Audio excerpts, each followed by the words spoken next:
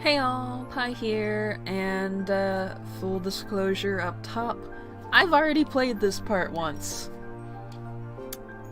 And the reason why you're not watching that footage instead of this re-recorded footage is because I completed the segment. I got to the end of the session. I saved the file, everything was fine and dandy. I loaded it up to edit it, and there was no audio. No game audio at all. Pure silence. And I've already done the reconstructing audio once, and I am not doing it again. I'm sorry. I do not have that level of patience and energy and time. I cannot do it. So, we're re-recording this. I am so sorry that these are not going to be my first initial reactions this time. There were several things that happened that I wish I could give you my first reaction to. Anyway, I'm gonna stop whining. We're gonna call Lee. You picked up the receiver and quickly punched in the familiar number while going to take a seat on the couch. Soon enough, after explaining the situation to the housekeeper, Lee answered. Hey! Hi Lee, can you talk? Definitely. We practically have to. My gosh, can you believe it's almost time for school to start? What happened to our summer? School starts first thing tomorrow for me.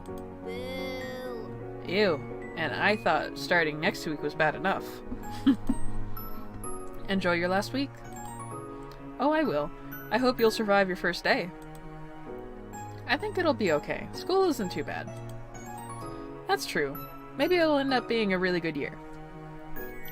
At least summer was nice while it lasted, right? We were busy. Yeah. Fondly, you thought about all the best memories you made this summer. Lee was there for some, but there were still many that you hadn't filled her in on yet. You reminisced about a moment of your summer. You began to speak about the road trip you took. I went on a vacation. Cove's parents ended up inviting my whole family on an RV road trip. Really? Whoa, that's awesome. It was a 3-day trip, and we visited the Redwood National Forest. Lucky. Cove was flirting with me on the trip. What? Cove did what? He tried to flirt. I was surprised too. Ah! I'm so happy for you! You have to keep me updated on what happens next. It was hard to focus on what she was saying. Your face was probably red right now, just thinking about what had happened. That one day with the big shopping trip in the morning. There was this day that Mom and Ma took me and Elizabeth on a big supply shopping trip. What made that so memorable? Lee chuckled, but you could hear the curiosity in her voice. I stayed out late, hanging out with Cove. Ooh, what were you two up to? It wasn't hard to imagine the teasing look Lee must have had on her face. Her imagination was already running far too wild. Nothing crazy happened. Boo. We just got caught up with stuff. The day was over before we knew it. Those are always good days. Yeah. That time you went to Cove's house for dinner. One night, Cove's parents invited me over for dinner at their house for the first time. Mr. Holden made Mexican food. I got to name one of Cove's pet fish. What did you pick? Speedy. Wow, why hasn't Cove asked me to name one of his fish? He has a bunch, right? That had you bursting into laughter. You almost accidentally dropped the phone. She giggled in return. That incredibly hot afternoon. I remember the hottest day this summer. I could barely do anything and had to stay inside the entire afternoon. Cove was hot at his house, so he bummed around mine all day. I'm not surprised to hear that. The two of you shared some amusement over it. You moved on to talk about her. What was your big highlight of the summer, Lee? Talking to you is always the best part of my summer. Even though it was a phone call, you just knew Lee was winking at you. Good, I'm glad you picked the right answer. That had Lee laughing hard for a few moments.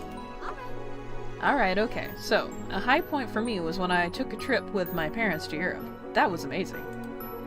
I wish I could go to Europe. It's on my bucket list. One day we'll see the world. One day! Anyway, you and Lee continue to go over your adventures until you both were yawning to each other over the phone. Before you go, there's one other thing. I kissed Cove today. There was a pause of silence. Knowing your cousin, you decided to pull your ear away from the phone. As expected, a screech loud enough for you to still make out clearly from a distance crackled through the speaker. When you felt it was safe, you put the phone back against your head. Lee was still gushing to herself, though a little less loudly. Why didn't you say so sooner? He had to have kissed you back, right?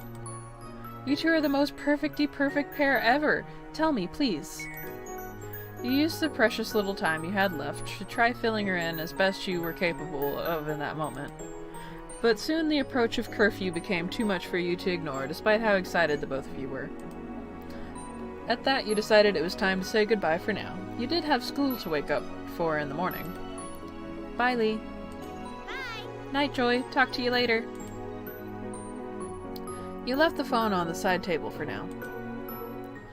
Looking at the clock on the wall, you saw there was only about 10 minutes until your moms would be insisting you had to go to bed so you could be rested enough for school. You stretched your legs out on the couch and sighed in defeat, watching the minute hand change 1 minute closer to bedtime. You rearranged yourself, feeling restless, and looked out the window. Startled initially, you spotted a figure out in the hills. It was Cove. When the surprise faded, you realized it really wasn't that much of a shock at all. It was exactly something Cove would do. You went outside to meet up with him. Strolling casually, you went over to the front door. When you arrived, you noticed how many fireflies were out that night. They drifted along lazily, barely minding your presence as you waded through to reach the top of the hill. Cove turned towards you as you approached, and you noticed right away that Cove looked happy to see you. Hey. You had a bounce in your step. You weren't sure how long you'd get before your moms roped you back inside for bed. Hey, you're starting strong. Out late on the very first school night of the year? Chuckling, Cove crossed his arms. Seriously, what are you doing here? Nothing. Nothing. Not really. He shrugged, seeming unhappy with his own answer. You stared at him, waiting for him to continue. Well, I guess I was feeling kind of weird about stuff, so I'm getting some fresh air before bed. I know how you feel. It's hard to say still. Tomorrow's gonna be the start of a new year. At the mention of school, a small noise escaped him.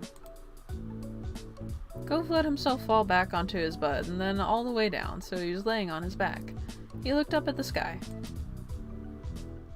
We're not yet ready for this advanced move. You laid down yourself. You lowered yourself to lay back on the hill. He had been lost in thought, or was possibly waiting for you to situate yourself, but he started speaking unprompted again. Thanks for telling me about my dad, and the money he offered you to be my friend. This was probably the last thing you were expecting out of him. Cove seemed to pick up on that and stretched his arms out wide in front of him. I mean... This is where we met, remember? It happened that day. You could recall the sad little boy with a pink cast who you found on this very spot. It felt like a lifetime ago. I kind of have a strange feeling looking at you.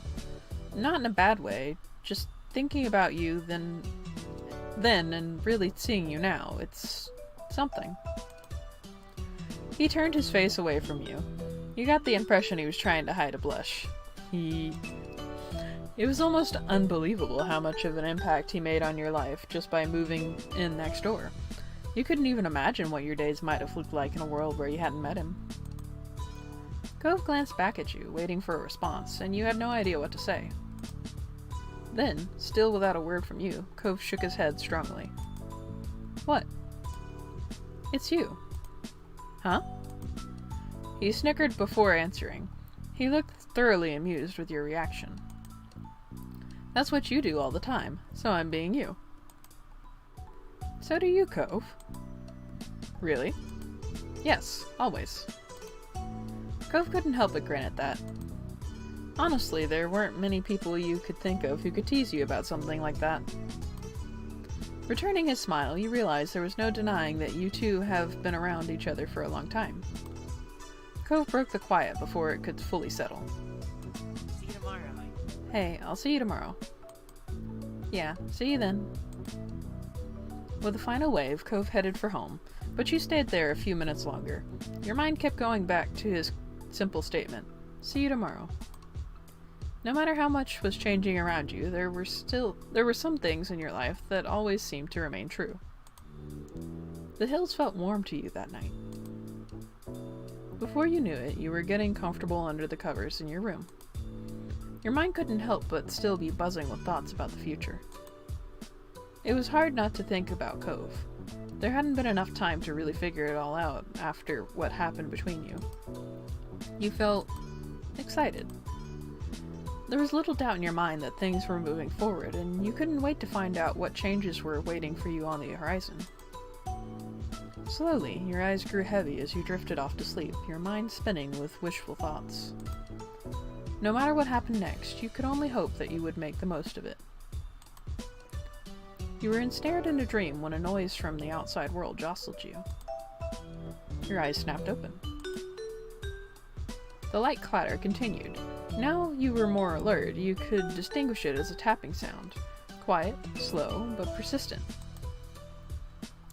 Each beat was like being poked. You couldn't ignore it. You lifted your head from the pillow and looked for the source. Not much work was needed to puzzle it out. It was from the window. With that, you knew exactly what it was. From the color of the light filtering into your room, it was too early for anyone to be awake, including the sun. It had barely hauled itself over the horizon, but that didn't stop some people, it seemed. You sat up in bed and opened the window wide. Cool air, not yet warmed by the day, tickled your face as it pushed into your room. And, just as you'd expected, there was your neighbor crouching on your windowsill. He was fully dressed, though, not for school. He was wearing a wetsuit and a shy smile. Joy. Hi, Joy. You stared back, blinking. So technically, we won't be back to school for a few more hours. Uh-huh. His voice was delicate yet deliberate, each word a careful explanation. Classes haven't actually started yet. So, do you want to hit the beach with me one more time this summer? This child. You're crazy. Only Cove would think of something like this, but that was part of what made him special to you. You rushed to get changed into something suitable while Cove climbed back down to the ground level. Your limbs, still half asleep, struggled somewhat as you attempted to coordinate them into a swimsuit, but you got there in the end. Soon you were tiptoeing out of your front door, clutching a towel. Cove was already there to greet you. Your eyes met. Cove's gaze darted to your destination and back to you. You checked the door was closed, gave him a thumbs up, and the two of you leapt into action. Wordlessly, you began to run down the familiar path ahead, Cove beside you. The thrill of your illicit outing made you want to laugh. Not that you dared. If anyone in your family looked out and saw you, then your summer would be back to being over. One glance at Cove told you that he was exactly the same, holding back snickers for fear of being heard and caught. The towel streamed out from under your arm like a cape. You were running so fast downhill that simply keeping your balance and not tumbling down was a real threat. It just wasn't enough of one to make you slow your pace. For every step you took, the beach was a little closer and the day a little brighter. What lay ahead for you would arrive, and you were happy to meet it. And then they got back home and were beaten black and blue. In between. Alright. So now I get to make some changes, if I so desire, and I think I do. So, editing magic will happen, and then I will get back to you guys. Alright. So this is a mature Joy. They've changed their hairstyle a little bit and gotten some piercings. But other than that, nothing much has really changed.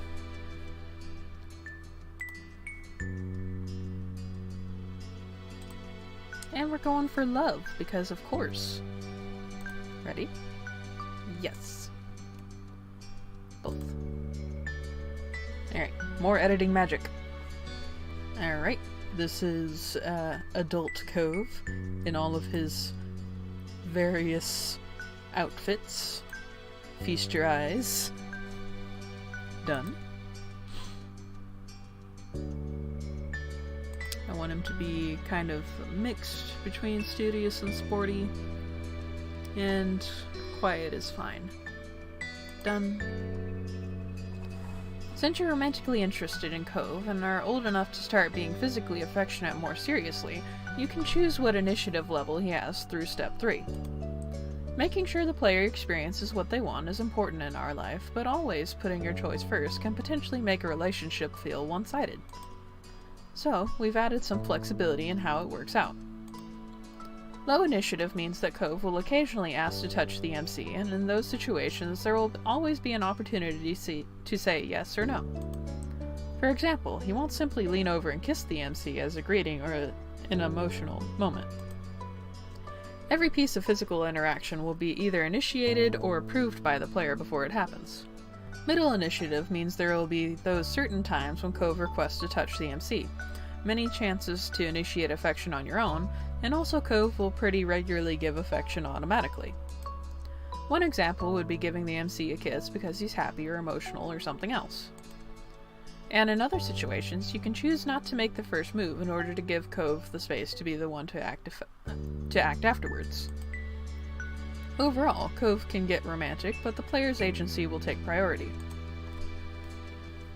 High initiative includes everything middle does, but it also means that the player agency will be reduced to a degree in favor of having Cove give physical affection even more frequently and with less prompting. Instead of all the major affection-giving situations being led by a choice menu for you to decide on, some will instead be replaced by Cove acting automatically. This level is only recommended if you're very comfortable with physical affection and would prefer to simply see it happen rather than always holding the reins on it. However, this level is mostly relevant if Cove ends up as your official boyfriend at some point. Situations where a high-level initiative makes a difference tend to come in scenes that are exclusive to being in a relationship. The parts that are also included in the middle initiative will be seen whether you're dating or not. Once you pick your level, it can't be changed later, so keep your full playthrough in mind when deciding. We hope you enjoy whichever initiative option you decide on. Alright, so the first time I went through this, I was a little giddy. Little giddy. And I went for high initiative. And now that I've kind of had chance to reflect on that, I feel like middle is probably better. Because I do want to give... I want this to feel like a give and take sort of situation rather than Cove always initiating or me always initiating, you know? So, I think I'm actually just gonna go for middle initiative this time. And as of right now, that is literally the only difference between the first time I played this and this time. Oh, but I do want to say I really... I didn't mention this yet. I really appreciate that the devs behind this game put enough thought into this that they're just like, let's give the player the option to say how affectionate they want Cove to be towards them. Because, you know, not everybody's actually into all that physical stuff. And, like, most of the time people who are a little bit repulsed by that get completely ignored in these kinds of games. So, like, good job, team. I appreciate you. I appreciate your work. We're moving on. The start of classes ended the relaxing, free days of summer. It didn't take long for you to get back into the swing of the school year routine. Schedules and homework became the new normal. Derek wasn't around nearly as much. With school and after-school activities, there weren't many opportunities for him to take the trip out to your neighborhood. Sometimes you'd hear that he was at a training camp or something like that, but you weren't always sure what he was up to. But you still kept in touch over the phone as best you could. The Jeremy kid did disappear after the summer, and no one ever heard from him again. Where he went or what he might be up to was a mystery. More summers came and went like the waves on the shore coming in and out. In your second year of high school, someone new started to visit Sunset Bird, a sunny girl named Terry Brooke. She was a friend Cove made due to them both being ocean-obsessed. Terry was more than glad to befriend you too. Someone close to Cove had to be good company, she felt. You were pleased to get along with her as well. Terry was tight with another girl who you had known distantly from school for a long time, Miranda Eckert. You saw more and more of her as time went on, thanks to Terry and Miranda's own outreach. After a while, all of you developed a real friendship together. Girlfriends. As for your home life, the Joneses also had developments. Changing laws and public perception countrywide made it possible for your moms to openly wear their wedding rings without questions. Though they had a wedding years ago, it was only recently that the union was officially recognized everywhere in the U.S. That was a good day, to say the least. Elizabeth came into her own and stopped being quite as irritable. She'd no longer worried about perceived childishness as she grew up for real. She didn't even mind being called Lizzie again, although most people used Liz. She eventually graduated high school and moved out to attend college in another state. It was a lot for you to adjust to your older sister being gone. Liz never let you forget her role in your life, though, and kept in touch. Cove's relationships with his family improved over the years. Kyra visited several times after that summer, and things became easier between the two of you. Between the two. I'm adding words now. He was also closer with his dad than ever before. You knew they talked more, and that helped to prevent a lot of friction before it could start. However, Cove grew into someone no one would call social. He kept to himself, usually. He cared for the few connections he did have, but didn't reach outside of them. Cove's interest had shifted from when he was younger. He still enjoyed more studious pursuits, but he also spent just as much time on athletic activities. Things had shifted between you and Cove, but in a way that most couldn't see. After all this time, he wasn't just your neighbor, he wasn't only your friend, or even a guy you were interested in. You were in love with him. You loved Cove. You knew that fact for certain. There was no one else you held those feelings for. It was strange to look back on it all. The future faded into your present, and then it was simply the past. Even the most fundamental parts of your life couldn't last forever. You felt the most pointedly the day you inevitably graduated high school. It was over, and you would not be going back ever again. From now on, what came next was your choice. You would be directing your own life. That was where you were currently, the summer after school had ended, the first summer of true freedom. And the last. What used to be a reprieve from the typical was now going to be your first step into adulthood. One fine summer morning, you took in what had become a very special scene, the whole family having a meal together. Your big sister Liz still hadn't lived at home full-time for a couple years, but she arrived last week to spend the season here, and since it was an off semester for her. She wanted to make sure she was in town because you had now also graduated high school, so who knew how much rarer these moments would become in the future. You watched on as Liz laughed good-naturedly over a comment Mom made. Her Elizabeth-only mindset had only been a phase. Nearly any nickname was welcomed at this point in her life. Strangely, even though she moved away, you'd lately felt closer to her than you had in a long time. You idly scooped up more of your breakfast and chewed absent-mindedly. You generally ate whatever. And the meal you had reflected that. It included just about everything your moms had made, though you often made your own food nowadays. With Liz around, though, your parents made even more options than usual. Your sister had been vegetarian for a while, and they wanted to make sure she had choices too.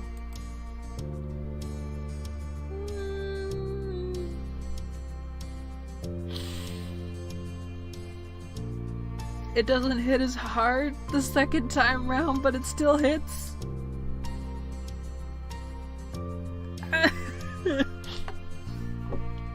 Oh, it still hits.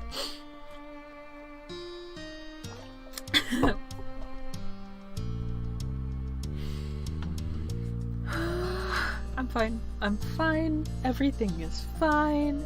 I'm just a little emotional because they're getting older. Anyway, get yourself together. Conversation had gone on idly without you fully taking in the words until your ears were piqued when Ma started on a bit of a town gossip. Uh-huh. And so that's how I heard the news. Alright, now stop burying the lead and tell us, what is this so-called news? Ma giggled as she cast a look across the table, satisfied that she had everyone's attention. Well, it turns out the Donnells won't be renting out the condo up the street as per Sunset Bird tradition for the first time in what must be nearly 2 decades. A chorus of gasps and shocked expressions were had all around. After the initial shock, your eyebrows pinched. Mom may consider them by name, but you and Liz always viewed them exclusively as the mean old couple who would yell at anyone under 25 who crossed their paths. Your mom continued on with the story, spreading strawberry jam over a piece of toast as she did so. They've decided not to take big trips anymore. Friends and family will be visiting them at their home. That's nice for them, then. Have a good summer, mean grandparents with no grandkids. Away from us. My thoughts exactly, Liz. Be nice, kids. You don't want to end up like them, do you? You and your sister cracked smiles at the joke. Well? At least they won't be here to yell at my children anymore. Why?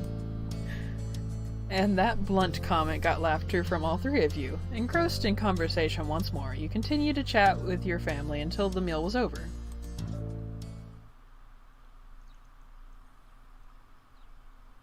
Step 3. Third time's charm.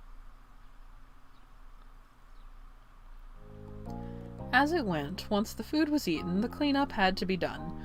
Liz took the role of washing the dishes and passed them to you for drying and putting away. You had a set of cups in front of you that needed to go on the top shelf of the cabinet. It was effortless to do. You were very tall. That was simply your lot in life. You'd always been vertically gifted. Yeah. You didn't think about it much. That part of yourself was never something you could really figure out your thoughts on. Liz shook you out of your internal musing by starting up an impromptu conversation. She seemed to be voicing the thoughts that had been buzzing around in her own head. I have to say, going back and forth another semester this fall is pretty intimidating. You'd think after the first year or 2 I'd have a handle on things, but no. You stole a glance at her, still placing cups in the proper place. I guess it's only fair. My first round was pretty general classes, and year 1 of my architecture major was the basics. Now it feels serious. I have to actually know some things. The horrors being expected to learn in college.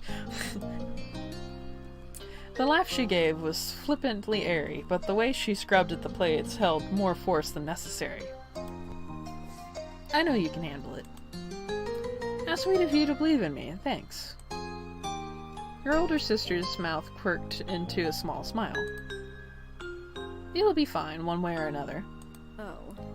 Oh, but I'm not trying to scare you away from college, if that's even your plan. What's going on with that anyway?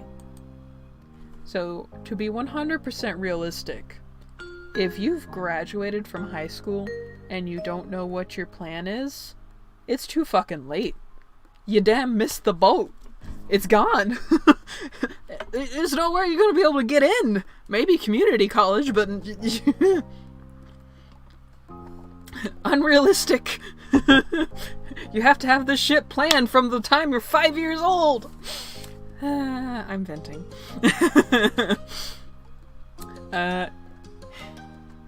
What was the question? You had kind of a general idea. You answered the question as much as you were able and willing to.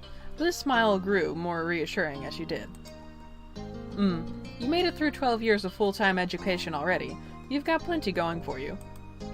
Sometimes it still felt hard to believe your public schooling experience was over. In the end, you had been an average graduate. And you were satisfied leaving off there. It had been a familiar and enjoyable part of your life, but you were ready to move on. Liz picked up on the silence her question ended up creating. She decided it was time to make a closing statement on the topic. You're a good kid. You're a good kid, Joy. Do what's best for you, and we'll be here to back it up. Thanks. You're a good big sister. At that, Liz happily passed the final dish her way. She waved a soapy hand as a farewell and moved on to her next task for the cleanup job. You refocused on getting the last pieces put back where they belonged. You eventually moved on to a new chore, but that was interrupted by the sound of your cell phone. The phone was just set to vibrate, which, IRL is usually what my phone's set to, but as those of you who watch the KOTOR 2 series know, I have a very special ringtone whenever I turn it on. I've been sharing that with my coworkers at work recently. They're all horrified. Anyway. You casually picked it up from the table where you had placed it earlier. The phone was a couple years old at this point, having been a 16th birthday gift from your parents. They decided which model to get, but you got to pick the color. It was red. And it was just a phone. You didn't do anything to decorate it. The screen lit up as you gave the little device a swipe with one finger. You were informed by caller ID it was Lee. You weren't surprised. Despite having busier and busier lives and not living in the same town, you still had a good relationship with your cousin of the same age. Especially once the miracle of the both of you having your own phones actually happened. She got hers first, though. Tapping at the accept button, you answered your call. A familiar bubbly voice came through right after. Hi. So something I didn't really notice the first time round until the very end is that the phone is actually red. And that makes me immensely happy. Anyway, also, Lee is gorgeous. She grew up pretty. Don't tell my wife. Sup? I trust I'm not interrupting anything major. Only some cleaning around the house. Oh, then you're welcome for my call. A distraction from that must have been desperately needed.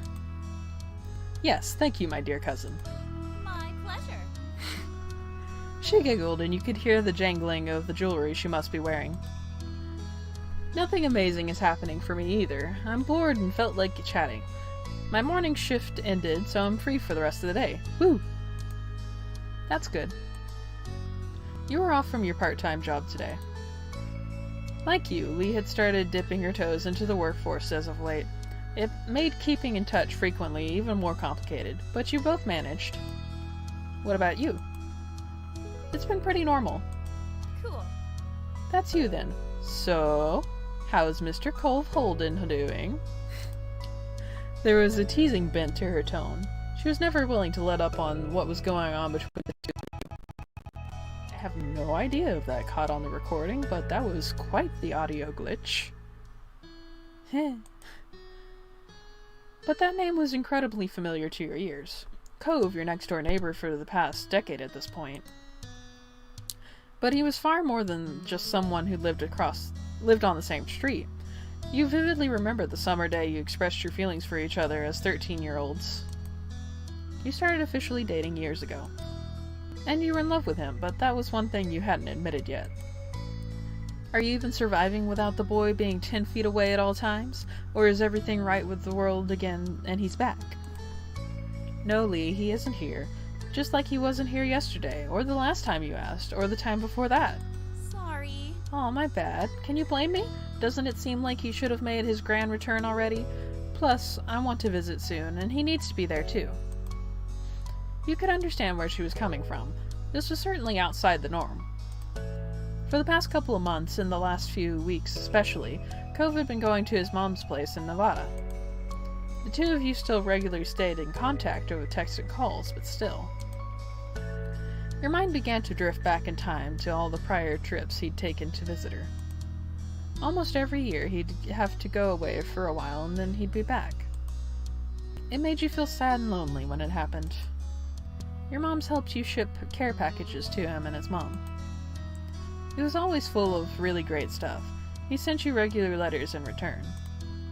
That's how it was in the past, but lately he'd been trying to see her as much as he could before taking long trips to another state became too impractical to do.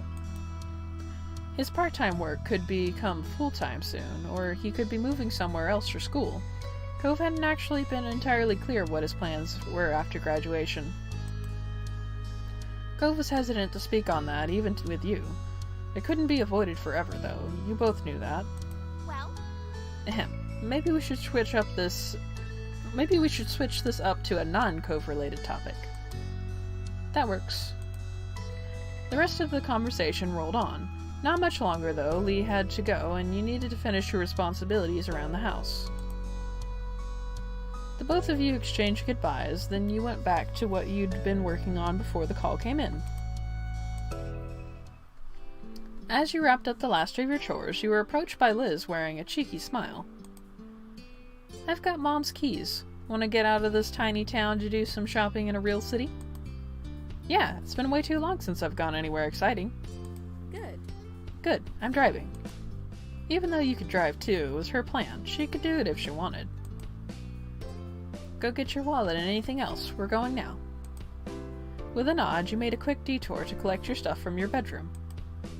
You had money saved up from all the part-time work you'd done, as well as from gifts you'd received. After making sure you both were fully prepared for the long haul to the largest city in the surrounding area, you buckled into the car. It was a smooth ride there, with light conversation about what shops to stop at and the radio blasting. Liz controlled what was played, but she made sure to pick songs she knew you liked. It was something the two of you had always done for each other.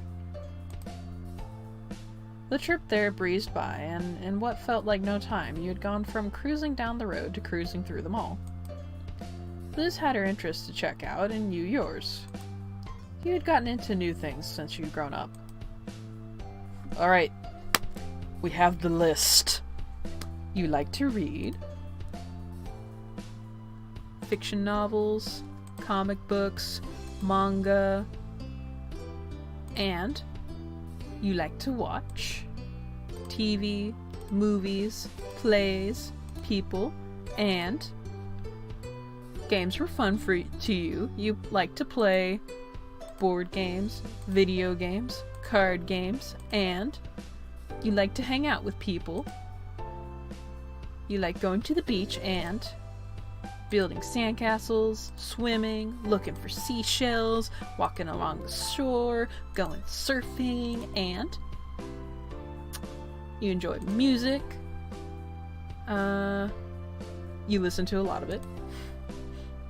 And you spent time on art, visiting galleries, and you wrote things.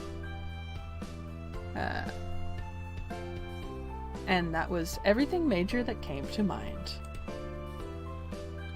When turning a corner down a new length of the mall, your eyes caught on a little gift store.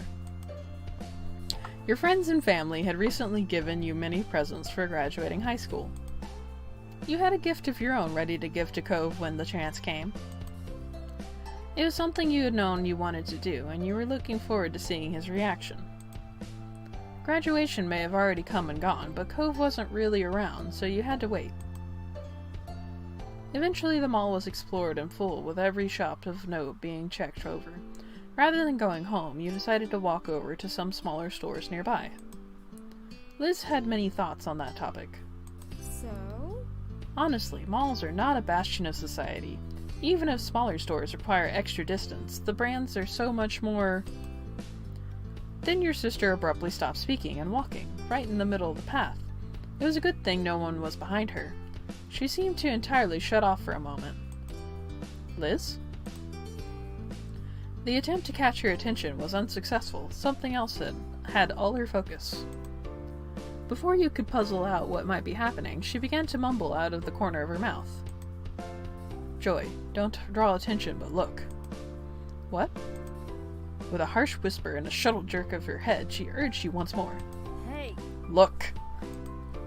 You followed her gaze as best you could to a large bunch of colorful teens strolling down the same path. Okay.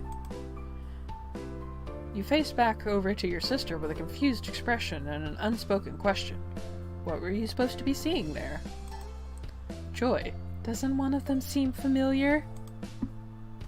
She was practically bouncing at this point, so you looked at the group over again, and this time you saw what she was seeing. Amongst the collection of strangers was brown hair, gray eyes, and lots of freckles.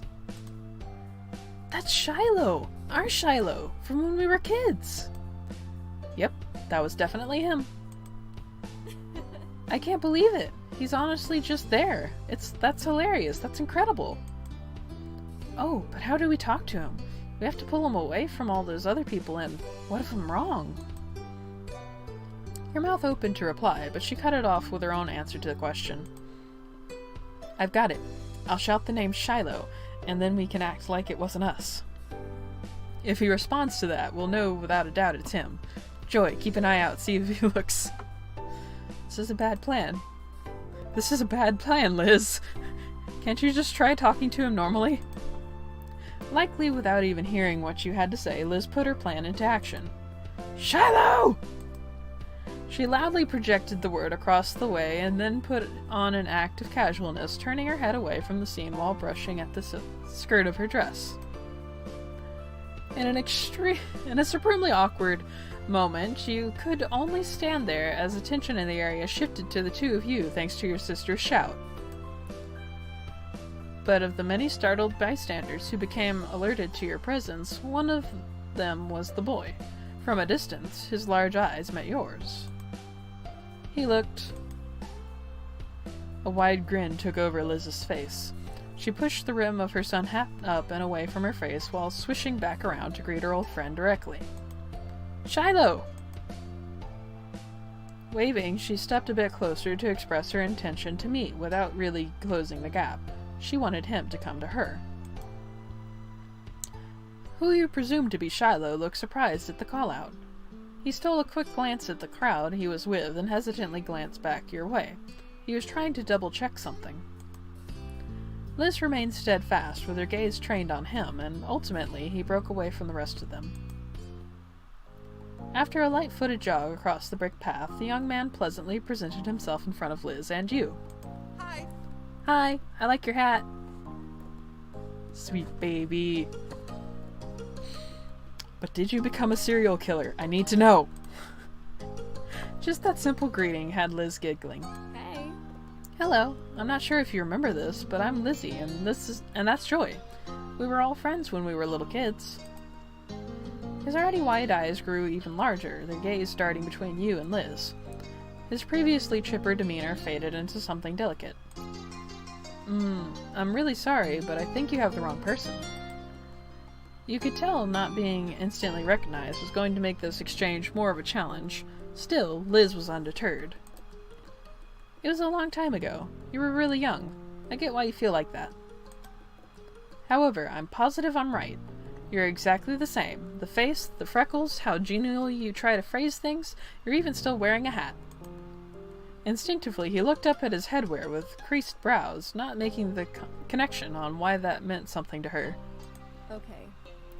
We knew each other, okay? An uneasy smile settled on him as silence followed Liz's speech.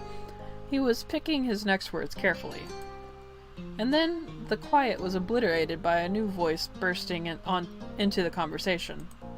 Shiloh, what are you doing? The rest of the group already left. A field trip is not a vacation. We're on a schedule. Startled, your head snapped towards the path. A distinctly unhappy individual with piercing magenta eyes, dark brown skin, and a sharp jaw stormed your way. He carried a cloud of authority with him, despite looking like he wasn't even 18 yet. Sorry, I didn't mean to ditch. Shiloh, whose name was now officially confirmed, gestured with a hand to add the explanation of his absence as the stranger watched impatiently. They thought they recognized me as someone they knew, but it was a tiny misunderstanding. Liz theoretically, as well as literally, put her foot down at that, stomping in frustration and getting more childish the longer she was around her childhood companion. Come on. We do know you. Shiloh merely shrunk in on himself. The tone he spoke with was pained. Sorry. You honestly couldn't tell if he was apologizing for the upset feelings of your sister or the palpable dissatisfaction of his new acquaintance. That in itself was very Shiloh-like. Oh, you know him, is that it? The stranger spoke in a dismissively scoffing tone, as if the words sounded so absurd to him it was almost amusing. Almost. But the sternness of his demeanor quickly reinstated itself. Well, do you know me? I'll tell you. I'm someone who's been forced against his will to be aware of what's going on in Shiloh's ridiculous personal life for a year. If the two of you had any importance in his general day-to-day existence, it would have come up by now. Don't bother trying to exaggerate any trivial connection you might have. It's not good enough. He's with us, and you'll survive without him. Now stop loitering in the road. It's rude. Excuse me? We're the rude ones? The high-strung ranting got on an audible gasp from Shiloh, who finally started to speak up again in defense. Nate, that's really mean. It's also true. We're leaving. With that declaration, the unofficially introduced Nate indignantly spun on his heels and walked speedily towards where the group went, completely confident that Shiloh would follow behind. Oh, people can sure have bad attitudes, huh? Why can't they just try to get along? It's not hard. Don't worry though, I bet you won't have to deal with him again. And I'm sorry, I can't stay to talk to you, but I hope you have a really nice life. Bye. Bye! And that was it. His final parting words given, Shiloh left the two of you behind to catch up with his own life that he had to go live. Liz watched his exit, stunned, only to frown when it hit her that he was really gone as quickly as he appeared. It happened so fast you hadn't even been able to get a word in. She sighed, all the energy she built up releasing with the breath. I could have told him his last name was Fields. His birthday is October 30th. That would have proved it, but no. Whoever Nate is, he sucks. He was so unnecessarily unpleasant when all you wanted is to talk to someone for a moment. Why aren't you running after him? Liz merely shook her head, pushing off childish thoughts. I think we can leave it there, thanks. He's in the middle of a high school field trip, and it was already enough being able to see him. There's something reassuring about witnessing firsthand that he's still out there, enjoying his own part of the world. Though, if given the chance, I could definitely have a few words with him about the company he's got. She laughed, but you could tell there wasn't much humor to it. She was mad at that guy, even if she was happy to let Shiloh go. Maybe they're only with each other because of the trip, and it's not usually how things are. Right? True. We can only hope the same for him as he did for us. Have a nice life, Shiloh. Have a good life. Liz smiled at you. It had the self-confidence you knew so well from her. Come, kid, let's finish our own trip. Yeah. No matter how either of you really felt about the occurrence, it was something you simply had to accept. People you know just disappear and reappear in the most unexpected ways. The two of you enjoyed what remained of your outing until it was time to return home. By the time you arrived back, the sun was already beginning to set. You arched your back as you stretched your arms towards the ceiling. While it had been a good day, it had enough activity to cover an entire week. Liz tried to hide a yawn behind her hands. You weren't the only one feeling worn out. I'll be heading up to your room. I mean, the guest room, since mine stopped being available as soon as I was out the door. Her tone was light.